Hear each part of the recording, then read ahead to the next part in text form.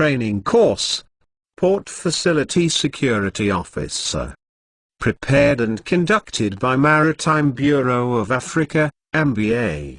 For certification and tuition inquiries, please contact MBA by email, director@mbaclass.co.za, or phone +277 256700010. Chapter 5. Threat Identification, Recognition and Response.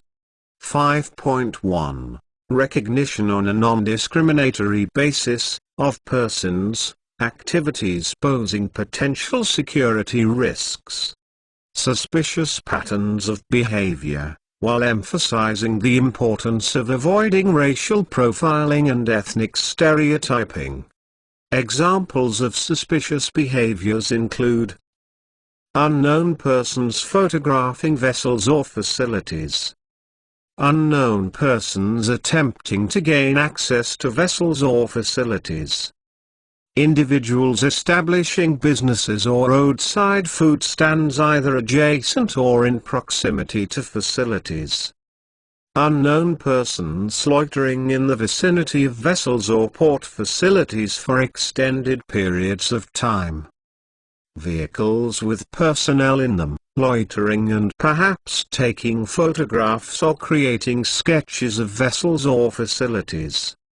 Small boats with personnel on board, loitering and perhaps taking photographs or creating sketches of vessels or facilities.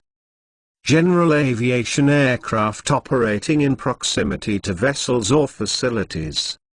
Persons, who may be carrying bombs or participating in suicide squad activities. Unknown persons, attempting to gain information about vessels or facilities. By talking up to personnel or their families and engaging them in a conversation. Vendors attempting to sell merchandise. Workmen trying to gain access to vessels to repair, replace, service, or install equipment. Emails attempting to obtain information regarding vessels, personnel, or standard operating procedures. Package drop-offs or attempted drop-offs. Anti-national sentiments, being expressed by employees or vendors. Anti-national pamphlets or flyers, distributed to employees or placed on windshields in parking lots. Out-of-the-ordinary phone calls. Recreational boaters or persons aboard refugee craft, posing as mariners in distress, to attract assistance from other vessels. 5.2. Recognition and detection of weapons, dangerous substances and devices. Display file recognizing responding to threats.pdf.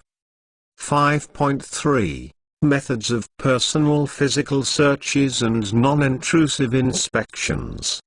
Pat-down search. Preferable use of handheld metal detector. The search of individuals constitutes the most stringent means of screening personnel, and should be conducted at random at Security Level 2, and should be mandatory at Security Level 3. Personal searches are normally conducted to prevent the introduction of illegal or unauthorized articles into the facility. When used, a search of individuals is a conditional requirement for entry into the facility. A person refusing the search shall be denied access and turned away. A search in progress should be stopped and the incident and person's identity reported immediately to the FSO and relevant authorities. Search method. The intensity of personal search procedures to be implemented is the prerogative of the FSO. At Security Level 1, a cursory eyeball examination may be sufficient. At Security Level 2, random searches and inspections of packages are required. The frequency of random searches, for example, every third person, every 10th person, will be determined by the FSO. and no person else shall be exempt from search. At security level 3, a full search of every person and their property, for example, packages, tools, vehicles, luggage, etc., is mandatory. Once a decision is made to institute search procedures, the FSO shall consider the following methods of search. 1. Observe each visitor and check items in the visitor's possession. 2. Use a metal detector to conduct an external body search. 3. Request each visitor to open vehicles and carry in supplies, tools, and other items for examination. 4. Request each visitor to display any personal items hidden from view. 5. Request each visitor to display the contents of closed parcels and baggage, luggage. 6. Request visitors having electronic items, for example, cell phones, calculators, portable, laptop computers, personal data appliances, and other specialized portable electronic devices, to present such items for sequential screening actions in the following order. 1. X-ray screening. 2. Having power to the electronic device turned on by the owner of the device. 3. Confirmation by the facility searcher that each electronic device appears to function properly. 7. Request each visitor to turn over any prohibited items for safekeeping until his/her departure from the facility. Illegal, prohibited, and questionable, that is, non-functional electronic devices and other suspicious items, articles should be immediately brought to the attention of the PFSO for further evaluation or disposal as appropriate. 5.4. Implementing and coordinating searches. To ensure that a thorough and efficient search can be completed in the shortest possible time, search plans must be prepared and drilled. Search plans should be comprehensive and present logical routes for searchers to take into the areas they should search. The best way to do this is with a series of practice cards that task individual searchers. Once a search task has been performed successfully, it can be ticked off a central tasking sheet. Practice search drills should be rotated across all work shifts and work crews at the facility, to ensure that personnel, who need to be involved in conducting and supervising searches, have been drilled. There are 2 types and 2 methods of conducting facility searches. Reactive search. A reactive search is a search carried out in response to a specific threat or intelligence information. To be successful, a reactive search must include the following. 1. Searchers who are familiar with the area and can notice unusual conditions or suspicious people or acts. 2. Searchers must be able to recognize a bomb or other destructive or injurious device. 3. Searchers must know what to do if a suspect device or person is found. 4. Planning and control from a central reporting point. 5. Searchers must have communications with central control. 6. A system of recording clear areas. Preventive search. A preventive search is aimed at anyone potentially smuggling a device into the facility. This will involve the search of all items before they are transported into the facility and must include crew, repairmen, facility staff, and visitors. It will also cover stores and provisions, trash, spares, and any other items coming into the facility, either for the facility or for a vessel berthed at the facility. Unlocked and locked spaces. When searching unlocked and locked spaces, the first response is to search all unlocked spaces followed by locked spaces. Search plan. So that searches can be implemented rapidly and thoroughly, the FSO must establish pre-threat search plans and ensure that ordered searches conform to the designated search plan. The plan needs to include 1. A plan drawing of the facility. 2. Ranking facility areas in priority order for conducting sequenced searches, beginning with the most critical areas. 3. Cards that cover each area of the whole facility to be searched. Cards should be distinguished by Stage 1, unlocked areas, and Stage 2, locked areas. 4. A central checklist covering all the cards for use by the search controller, that is, PFSO. 5. Facility personnel should be designated to search specific areas, preferably their work area, using a card for each designated area. 6. Designation of personnel having the duty to communicate and coordinate facility searches with the Master or Ship Security Officer, SSO, of vessels berthed at, or on approach to, the facility. Conducting searches. Once a search is ordered, the PFSO will centrally locate and brief search personnel on any relevant threat information received, and also on how the search will be conducted. The briefing must address 1. The type of search to be conducted, unlocked or locked, or both. 2. Assignment of search personnel and distribution of search cards for allocation of areas of responsibility. 3. The priority of search areas and search activities. 4. The use and allocation of specialized security and detection equipment. 5. Communications and control procedures and protocols. 6. Coordination with attendant vessel masters or SSOs. Search methods. When searching, assigned search personnel should 1. Start from lower floors or levels of structures and work up. 2. Search from the outside perimeter to the center of a space. 3. Avoid conducting random searches, or spot-checking logical threat areas, when conducting a detailed search. 4. Thoroughly check trash receptacles, storm water drains and culverts, and other enclosures and containers when searching outdoor areas.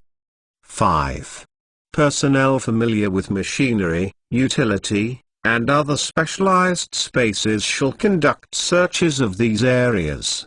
Attention should be given to locations where detonation devices could be placed to damage critical utilities, such as electric power supply or distribution systems or equipment containing hazardous materials. 6. Have the occupants of the space stand by to open lockers, desks, cabinets, and other storage facilities and containers. 7. Upon orders from the FSO, be ready to coordinate their activities with masters or SSOs of vessels berthed at or approaching the facility. Other important consideration for search of the vessels. Crew members should not be allowed to search their own areas in recognition of the possibility that they may have concealed packages or devices in their own work or personal areas. The search should be conducted according to a specific plan or schedule and must be carefully controlled.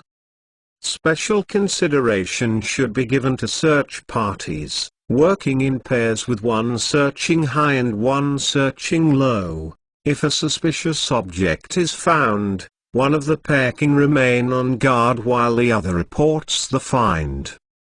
Searchers should be able to recognize suspicious items. There should be a system for marking or recording clean areas. Searchers should maintain contact with the search controllers, perhaps by UHF, VHF radio, bearing in mind the dangers of using radio equipment in the vicinity of improvised explosive devices, IED. Searchers should have clear guidance on what to do if a suspect package, device, or situation is found. Searchers should bear in mind that weapons and other dangerous devices may be intentionally placed to match its context as a means of disguise, such as a toolbox in an engine room.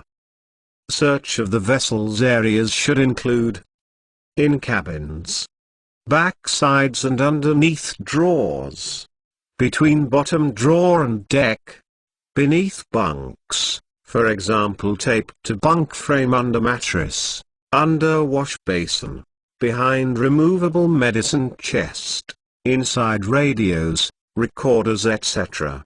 Ventilator ducts, inside heater units, above or behind light fixtures, above ceiling and wall panels, cutouts behind bulkheads, pictures, etc.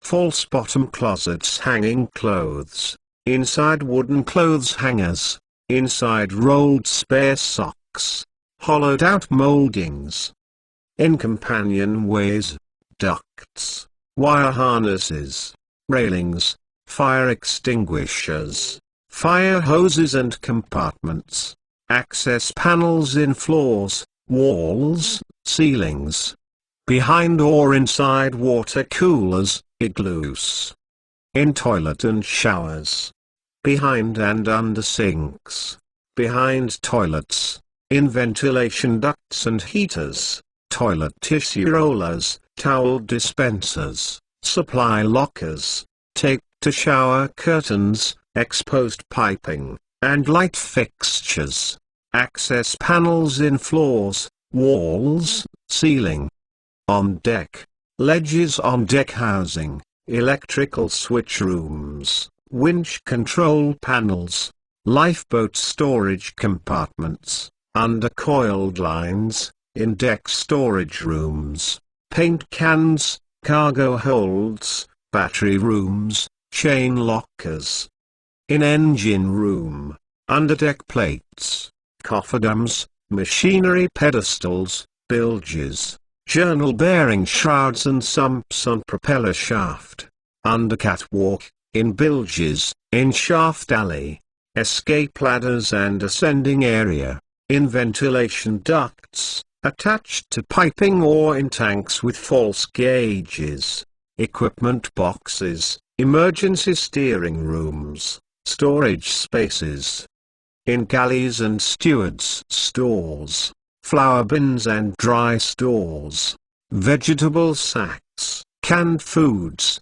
re-glued labels, under or behind standalone refrigerators, inside fish or sides of beef in freezers, bonded store lockers, slop chest, storage rooms.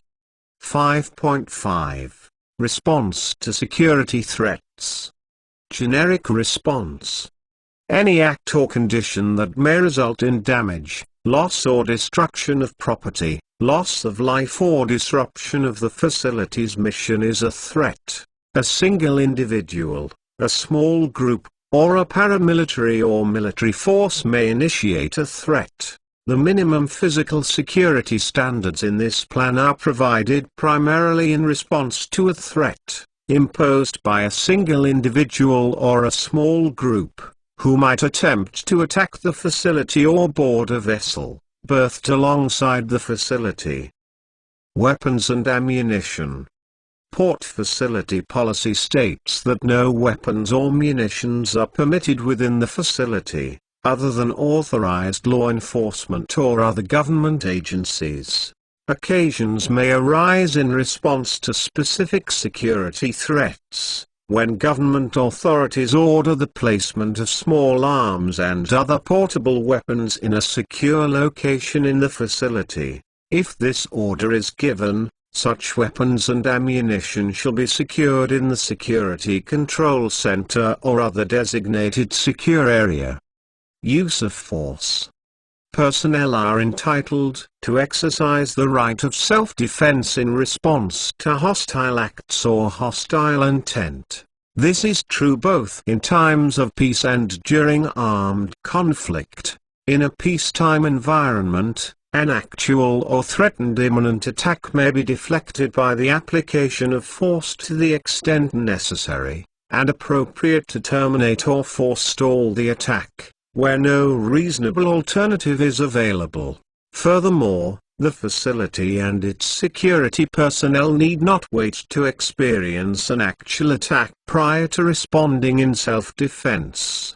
Anticipatory measures that are appropriate to forestall a clearly imminent attack are permitted under international law. Basic rule for use of force.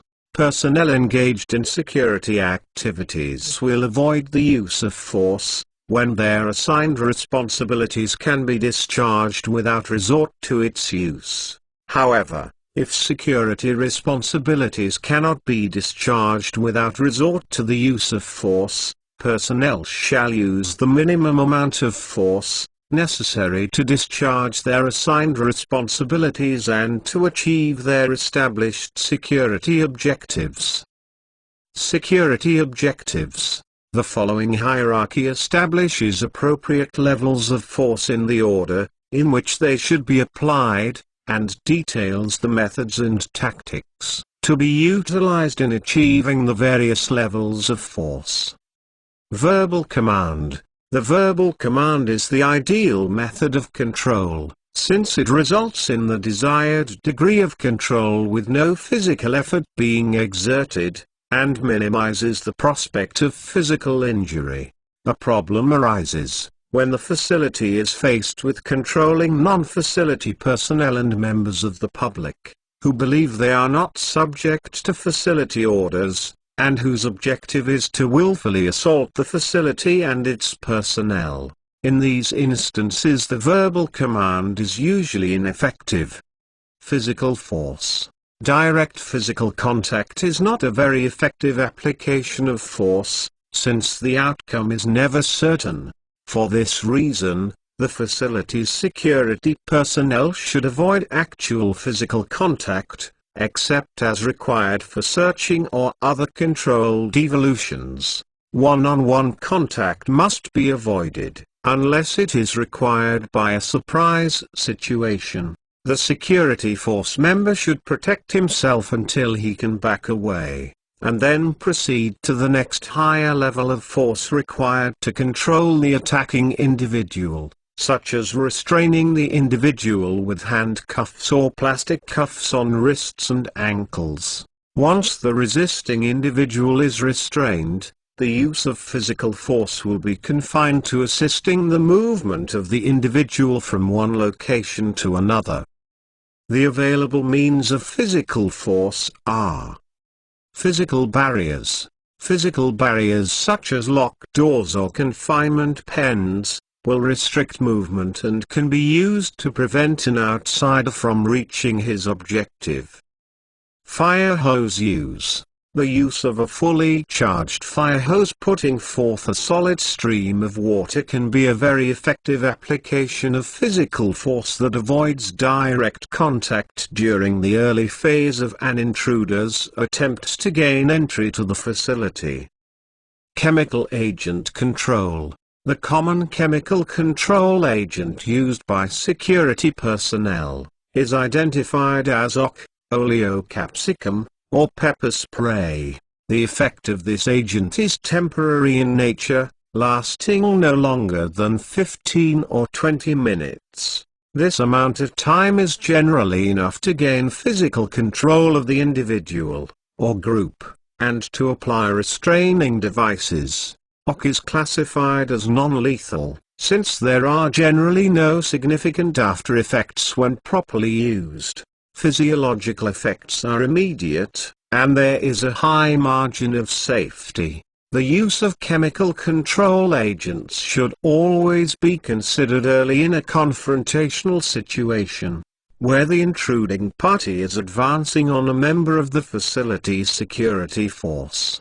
It will usually stop the assault for the period of time mentioned above, which may allow sufficient time to restrain the intruder and issue appropriate security alerts called for elsewhere in this plan. Limitations to the use of force. This guidance is applicable only for the facility physical security measures, taken pursuant to the implementation of the provisions of this plan. This guidance does not direct any violation of contract terms between facility owners, or between facility operators and personnel unions, or of any personnel contracts of employment. If this guidance conflicts in any way with such contracts or articles, or host country law, the contract, articles, or law will take precedence and this guidance will be null insofar as conflict is evident. Action on receipt of a bomb threat. Every bomb threat will be taken seriously, and the response will be immediate and systematic. This section increases the awareness of bombs and bomb threat conditions, as well as establishing the responsibilities and procedures the facility will implement when a bomb threat is received. Bomb threat types. Bomb threat notification.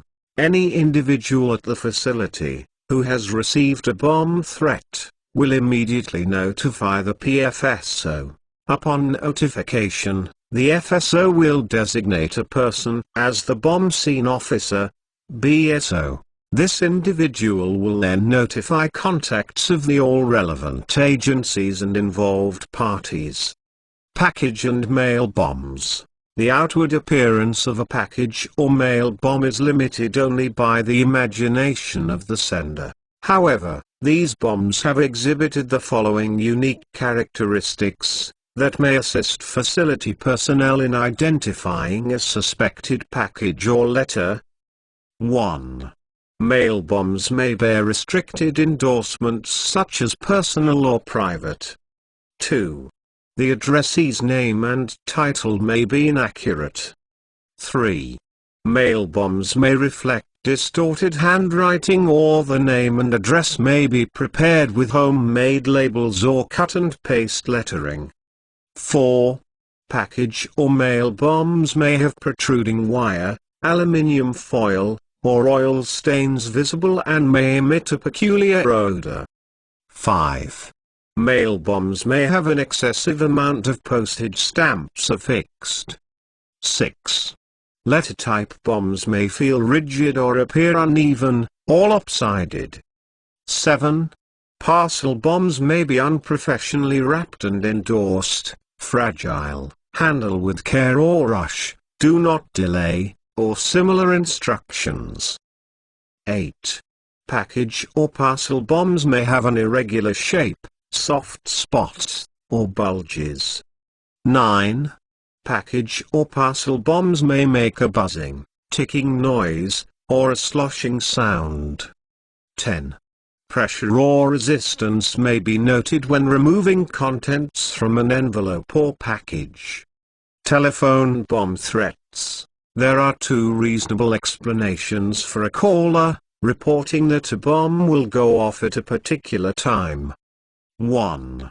The caller has definite knowledge or believes that an explosive or incendiary device has been, or will be, placed and the caller wants to minimize personal injury or property damage. The caller may be the person who placed the device, or someone who has become aware of such information. 2. The caller wants to create an atmosphere of anxiety and disrupt the normal routine, even though they are not aware of any actual bomb. Personnel should respond calmly to a bomb threat call. If possible, get more than one person to listen to the call. Keep the caller on the line as long as possible. Ask the caller to repeat the message. Use the telephonic bomb threat register to record specific information related to a telephone call, advising of a bomb threat. In particular, the person receiving the call should 1. Remain calm. Rarely has a bomb threat caller failed to allow ample time for evacuation. 2. Listen for voices or speech peculiarities and try to distinguish background noises that might help identify or locate the caller. 3. Be alert for repeated use of certain words or phrases. 4. Listen for national or regional accents. 5. Tape record the conversation if possible. 6. Record the date and precise time the threat is received. 7. Try to get the caller to answer as many questions on the telephonic bomb threat register as possible. When the caller has answered the above questions, or refuses to do so, the person receiving the call shall notify the PFSO. If possible, provide the location of the bomb and the time the caller stated it will detonate. Written bomb threats. Save all materials, including any envelope or container, when a written bomb threat is received. Once the message is recognized as a bomb threat, unnecessary handling should be avoided. Every possible effort must be made to retain evidence, such as fingerprints, handwriting or typewriting, paper, and postal marks, as they are essential for tracing the threat and identifying the writer. While written messages are usually associated with generalized threats or extortion attempts, a written warning of a specific device may occasionally be received. It should never be ignored. Bomb threat analysis. In an attempt to determine whether or not a threat is real, the PFSO shall call a meeting with the heads of departments and review certain factors that could be considered predictive in nature. These factors include, but are not limited to: 1. Determining the recent and current security posture, level and readiness of the facility. 2. Asking indicating questions, such as: Were there any unidentified or unescorted intruders or suspicious acting visitors prior to the threat?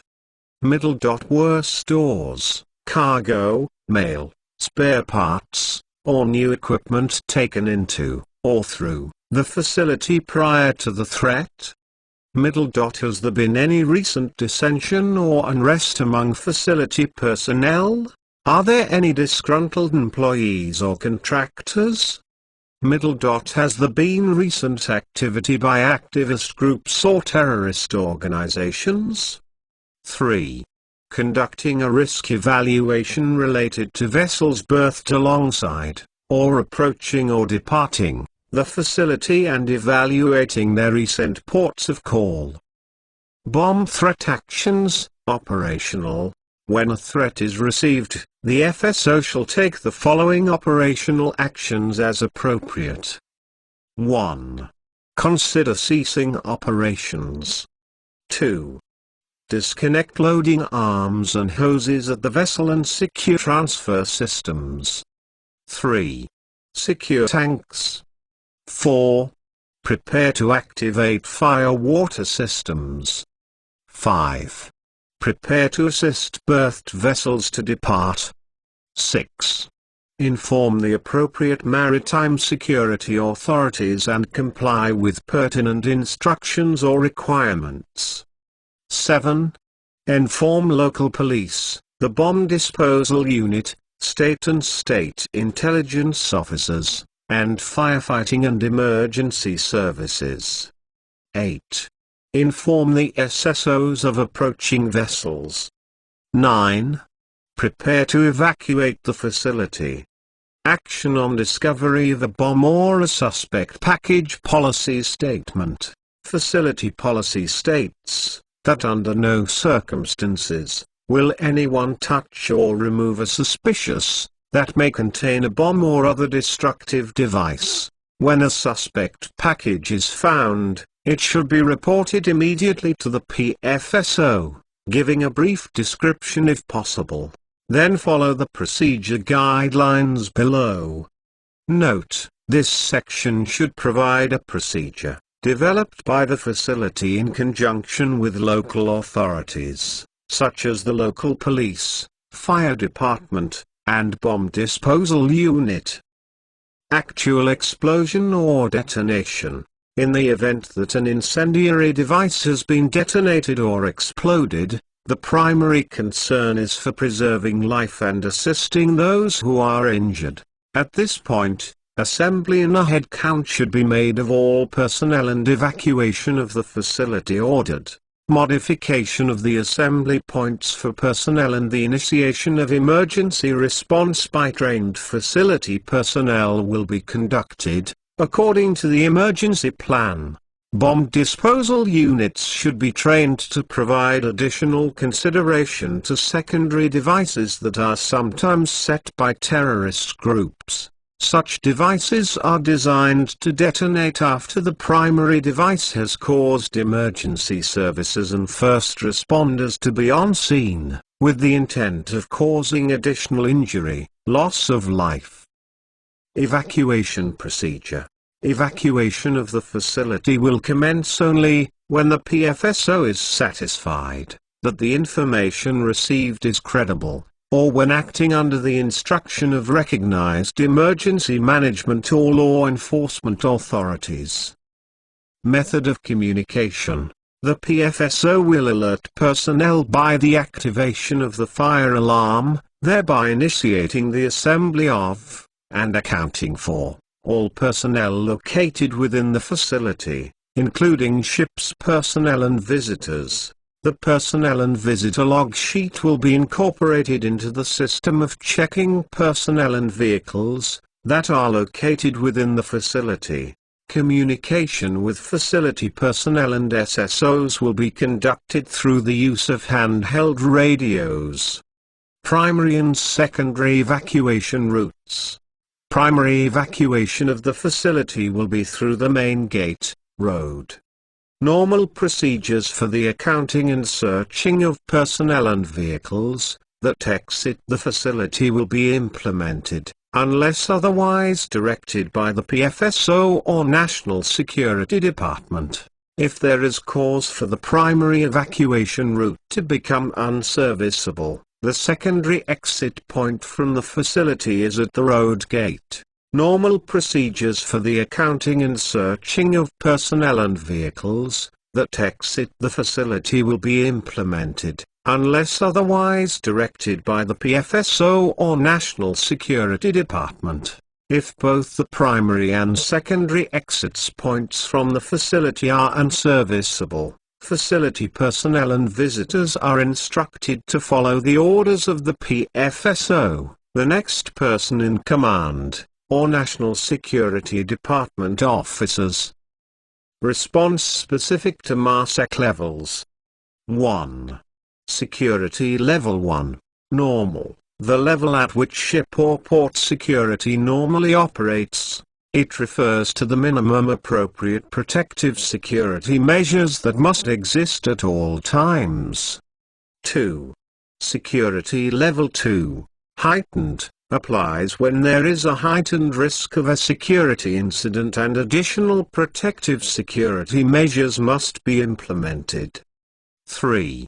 Security Level 3, exceptional, applies when there is the probable or imminent risk of a security incident. Further specific protective security measures must be implemented. MARSEC Level Change Action List.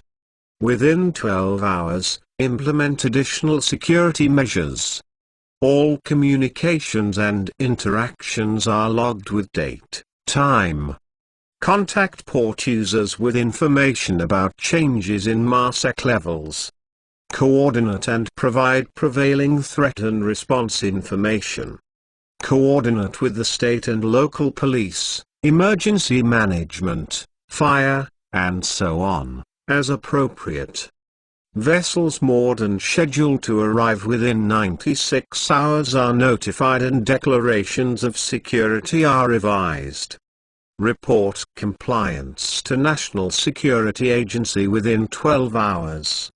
Ensure recording and reporting of attainment changes in the MARSEC levels logged to the port tenants, facility FSOs, and National Security Agency.